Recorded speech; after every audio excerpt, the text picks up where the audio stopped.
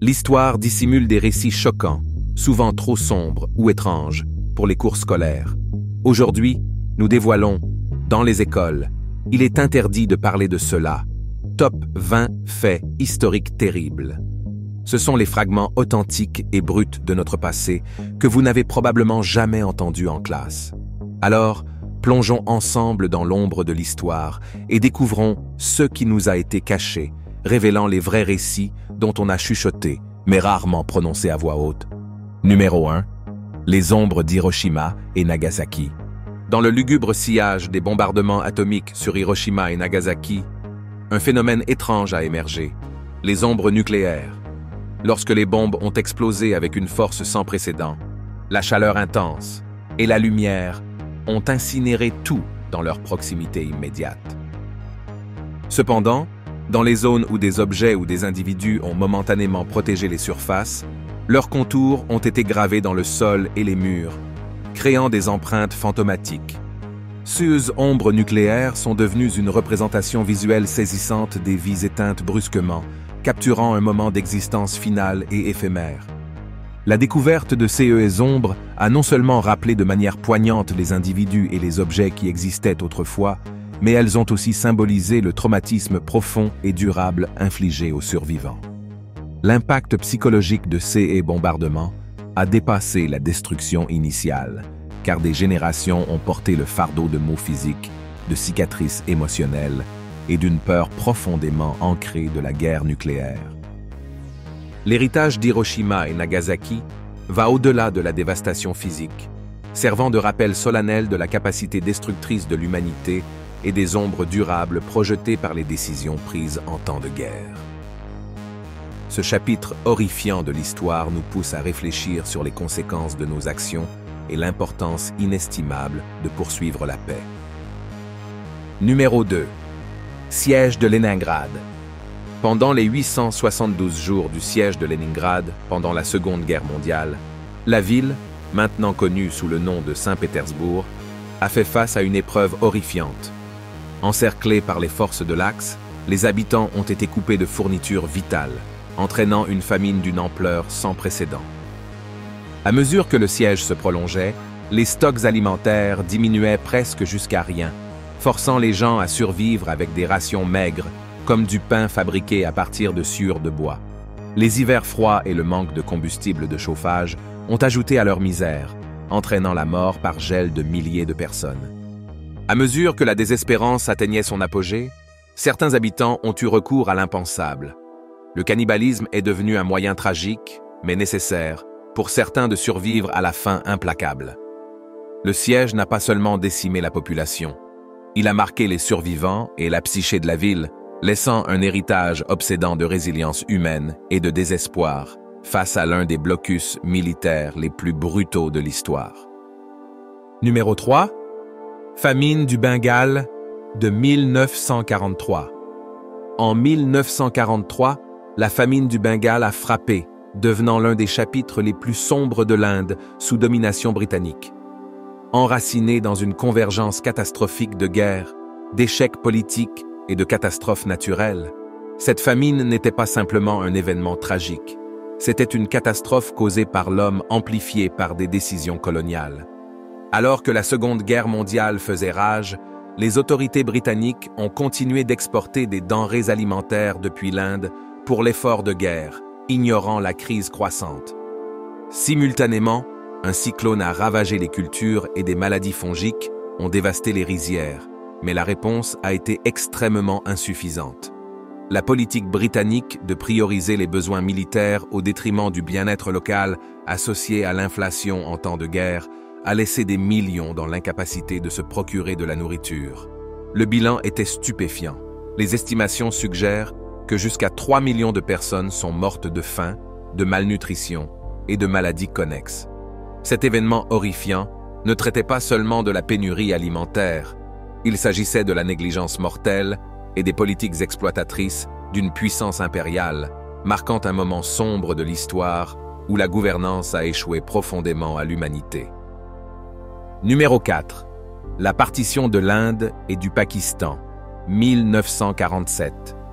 En 1947, la partition de l'Inde et du Pakistan a émergé comme un événement sismique dans l'histoire de l'Asie du Sud.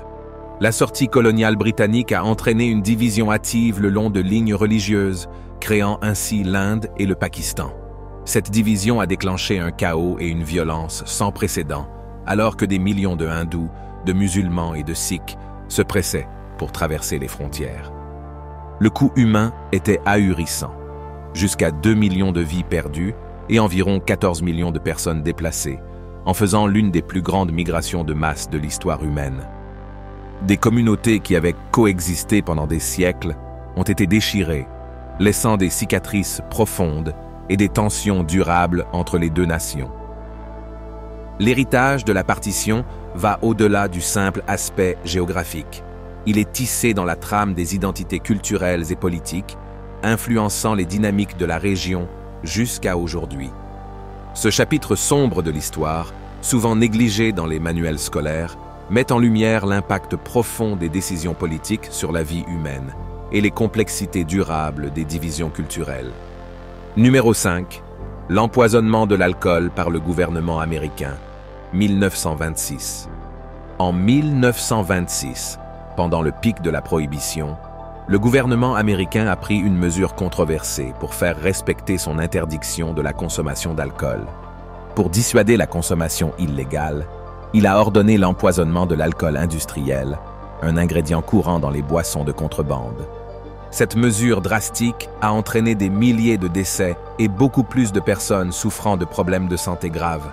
La justification du gouvernement était d'effrayer les gens pour les dissuader, mais le résultat fut un désastre de santé publique et éthique. De nombreux citoyens étaient indignés, voyant cet acte comme une violation flagrante des droits et un dépassement dangereux du pouvoir gouvernemental. Les critiques ont soutenu que cela démontrait un manque de respect pour l'autonomie individuelle et soulevait des questions sérieuses sur les limites auxquelles le gouvernement serait prêt à aller pour faire respecter ses lois. Cette révélation choquante a laissé une impression durable sur la psyché américaine, mettant en évidence les mesures extrêmes de la prohibition et les conséquences tragiques de l'application zélée des politiques. Numéro 6. Plus de 600 complots contre Fidel Castro. Fidel Castro, le leader emblématique de Cuba, n'était pas seulement une figure controversée, mais aussi une personne d'une incroyable survie. Étonnamment, plus de 600 tentatives d'assassinat ont été orchestrées contre lui tout au long de son règne, témoignant de l'impact profond de son idéologie révolutionnaire et de sa gouvernance sur la scène mondiale. Ces complots n'étaient pas de simples rumeurs. Ils impliquaient toute une gamme de tactiques, des cigares explosifs aux seringues remplis de poison, orchestrés par diverses entités, y compris la CIA, les exilés cubains et même la mafia.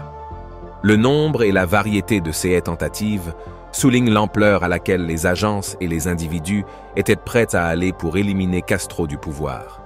Cette poursuite implacable était le reflet du climat politique intense de la guerre froide, où les batailles idéologiques se traduisaient souvent par des vendettas personnels. La capacité de Castro à échapper à ces nombreuses tentatives sur sa vie ne fait pas seulement de lui un symbole de résilience, mais met également en lumière les courants dramatiques et souvent dangereux de la géopolitique du XXe siècle. Numéro 7. La croisade des chats du pape Grégoire IX. Au XIIIe siècle, le pape Grégoire IX a lancé une campagne tristement célèbre contre les chats, en particulier les noirs, les considérant comme des incarnations du diable. Cette croisade, alimentée par des superstitions profondément enracinées, a conduit à des massacres généralisés de chats à travers l'Europe. Ironiquement, cette extermination massive des félins a eu une conséquence tragique et non intentionnelle.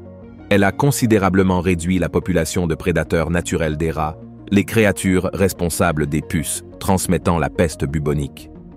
À mesure que la population de rats augmentait, la propagation de cette maladie mortelle a également augmenté, aboutissant à la dévastatrice peste noire qui a décimé un tiers de la population européenne. Cet épisode historique sert de rappel glaçant sur la manière dont les décisions dictées par la peur, surtout lorsqu'elles sont soutenues par des figures influentes, peuvent entraîner des résultats catastrophiques.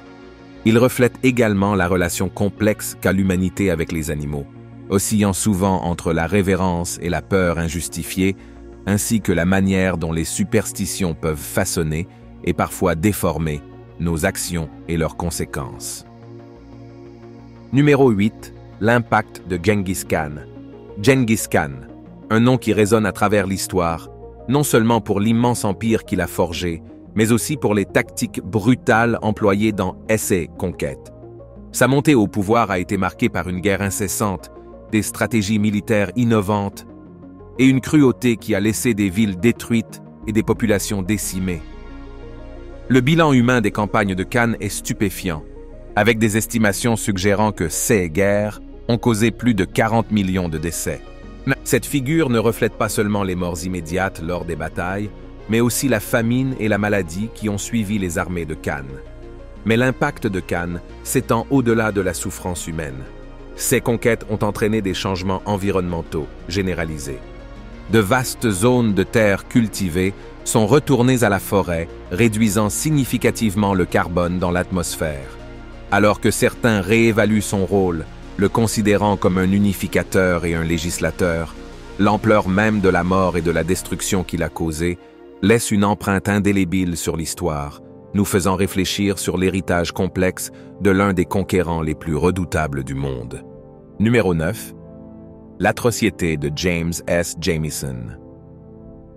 Dans un chapitre glaçant de l'histoire coloniale, l'héritier de la fortune du whisky Jameson, James S. Jamison, s'est retrouvé impliqué dans un incident horrifiant lors de ses voyages au Congo. Des rapports suggèrent que Jamison manifesta une curiosité morbide à propos du cannibalisme, le conduisant à payer prétendument un groupe de locaux pour assister à l'acte.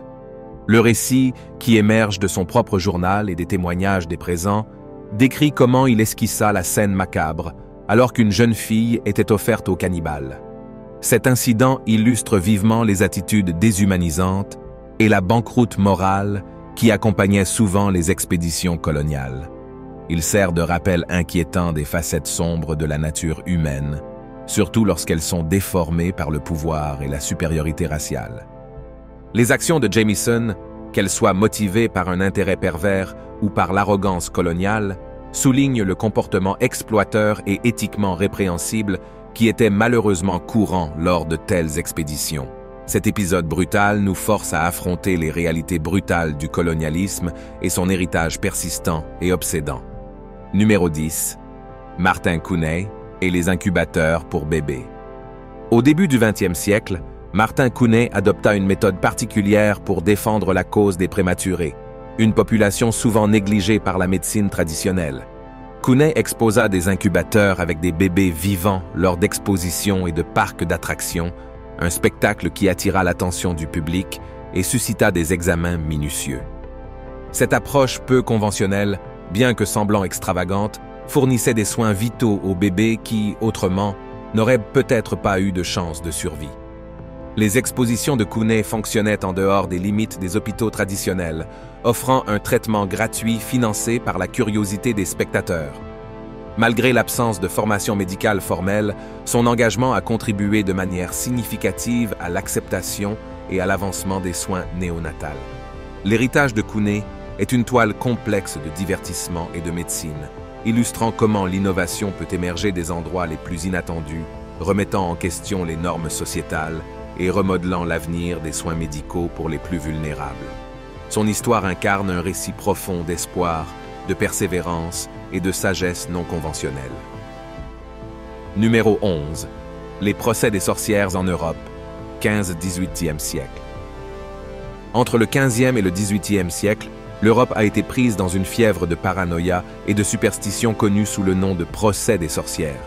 Ces procès étaient une manifestation éprouvante des peurs sociétales, enracinées dans l'extrémisme religieux et une incompréhension des phénomènes naturels. Les femmes, en particulier celles qui étaient âgées ou marginalisées, ont supporté le poids de ces accusations.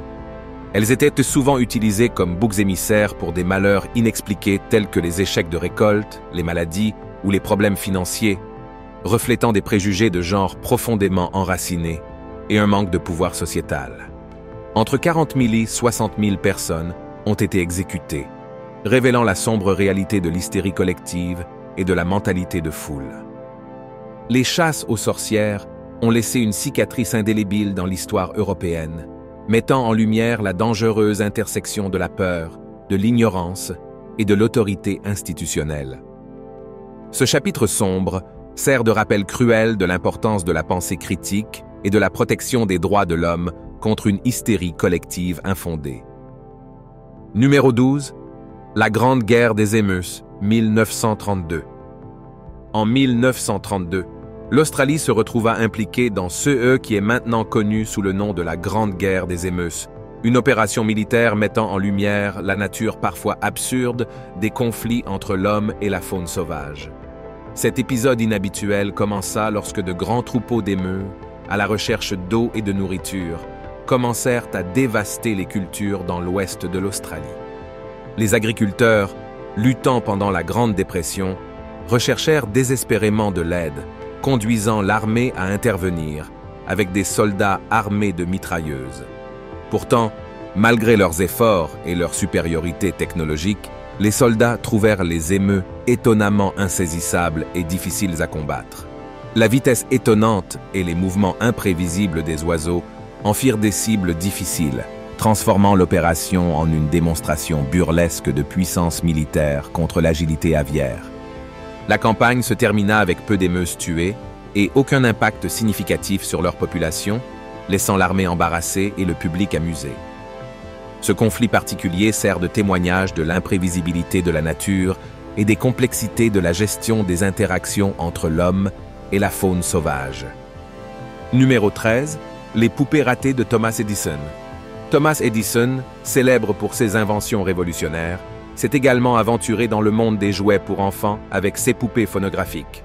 Ces poupées, une fusion de jouets et de technologie, contenaient de petits phonographes à l'intérieur et étaient censés émerveiller les enfants par leur capacité à parler.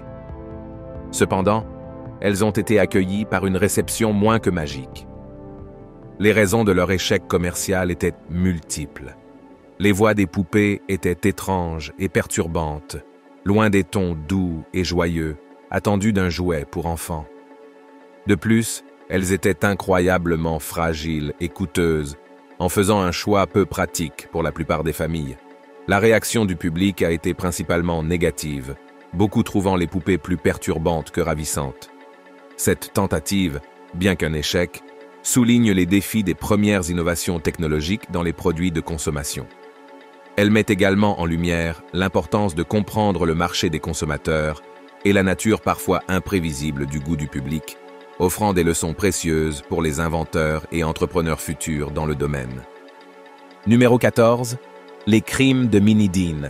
À la fin du 19e siècle, la Nouvelle-Zélande a été secouée par les crimes glaçants de Minnie Dean, la seule femme à avoir été exécutée dans l'histoire du pays.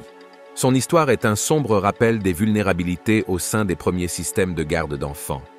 Minnie Dean était connue pour accueillir des nourrissons et de jeunes enfants, offrant un service aux mères qui, en raison des pressions sociales et des circonstances personnelles, ne pouvaient pas prendre soin de leur progéniture. Cependant, derrière cette façade de soins, une réalité sinistre se cachait. Plusieurs enfants sous la garde de Dean ont mystérieusement disparu ou ont été retrouvés morts dans des circonstances suspectes. Le procès qui s'ensuivit captiva l'attention de la nation, révélant un modèle horrifiant de négligence et de meurtre possible. Le cas de Dean a non seulement souligné le besoin désespéré de garde d'enfants réglementés, mais il a également servi d'avertissement sur les dangers de confier les enfants à des soignants non vérifiés. Son histoire reste un chapitre sombre de l'histoire de la Nouvelle-Zélande, reflétant les défis sociétaux de l'époque et les conséquences graves d'un système de garde d'enfants défaillant. Numéro 15. Les livres reliés en peau humaine. La pratique de l'anthropodermie bibliopégique, la reliure de livres en peau humaine, est un sombre chapitre de l'histoire de la reliure de livres. Apparaissant dès le XVIIe siècle, cet art macabre était souvent réservé aux textes anatomiques, avec la peau provenant de patients décédés ou de criminels exécutés. La pratique visait à préserver la forme humaine d'une manière à la fois symbolique et littérale, créant un lien tangible entre le contenu du livre et sa couverture. Des débats éthiques entourent depuis longtemps l'anthropodermie bibliopégique, suscitant un mélange d'horreur et de fascination. Les critiques soutiennent qu'elle déshumanise l'individu, réduisant la vie d'une personne à un simple objet, tandis que certains historiens y voient un aperçu précieux des pratiques médicales et culturelles passées. Aujourd'hui, ces livres sont des artefacts rares et inquiétants, conservés dans des collections privées et institutionnelles. Ils servent de rappel frappant de notre évolution éthique continue et des intersections parfois sombres entre l'humanité, la science et l'art. Numéro 16. Dentier des morts. Au XIXe siècle, une pratique macabre mais fascinante émergea dans la prothèse dentaire, les dents de Waterloo. À la suite de la bataille de Waterloo, ainsi que d'autres conflits, les dents des soldats tombés étaient régulièrement récoltées pour créer des dentiers pour les vivants. Cette ressource macabre n'était pas seulement un témoignage des pénuries de l'époque, mais mettait également en lumière les disparités sociales. Seuls les riches pouvaient se permettre de telles luxures, créant une ironie sombre où la bouche des riches était souvent remplie des dents des pauvres et des soldats décédés. Aussi troublante que cela puisse être, cette pratique influença significativement l'évolution de la prothèse dentaire. Elle stimula des avancées et des débats moraux qui aboutirent finalement à la création d'alternatives plus éthiques et hygiéniques.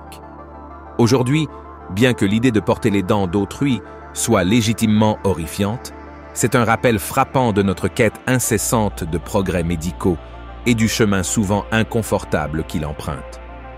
Numéro 17. L'aversion aux insectes du pharaon Pépi II.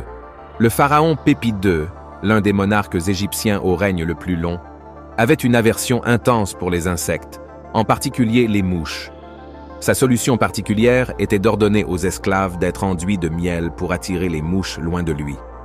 Ce décret bizarre reflète le pouvoir absolu qu'avaient les pharaons, où même leurs inconforts personnels menaient à des réalités difficiles pour d'autres. L'impact sur les esclaves était sévère, car ils devenaient des pièges vivants à mouches, supportant l'inconfort et les risques potentiels pour la santé associés au fait d'être couverts de miel collant et d'essaims d'insectes. Cette pratique souligne également la vaste disparité sociale dans la société égyptienne antique, où les caprices de la classe dirigeante affectaient directement la vie des moins fortunés. Les mesures extrêmes de Pépi II pour éviter les insectes mettent en lumière les excentricités dont certains dirigeants faisaient preuve, reflétant leur détachement de la population. Cette histoire ne concerne pas seulement une habitude étrange d'un dirigeant, c'est un rappel frappant des disparités et des injustices qui ont prévalu dans les sociétés tout au long de l'histoire. Numéro 18. Adolf Hitler et Disney.